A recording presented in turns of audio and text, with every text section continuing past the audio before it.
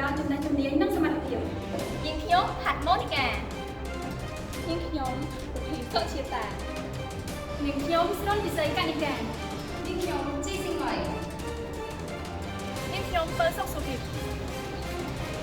ពួកយើងជាសិស្សនៃសាលារៀនសាលាភូមិទេផតពួកយើងបានចូលរួមការប្រកួតប្រជែងជជែកដេញដោលយុវសិស្សនៃសាលារៀនសុវណ្ណភូមិ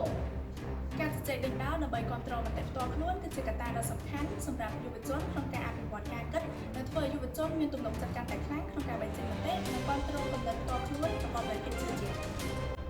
ពួកយើងចូលរួមនៅក្នុងការប្រកួតប្រជែងមួយនេះមិនមែនត្រឹមតែចង់បានជ័យជំនះនោះទេលើសពីនេះទៅទៀតពួកយើងចង់បង្ហាញនូវសមត្ថភាពបញ្ចេញមតិនិងចាប់យកចំណេះដឹងនិងបទពិសោធន៍ជោគជ័យជាស្នាដៃបរាជ័យជាបទពិសោធន៍ពួកយើងបដិញ្ញាថានឹងបញ្ចេញឲ្យមានសមត្ថភាពដើម្បីធ្វើឲ្យបានល្អបំផុត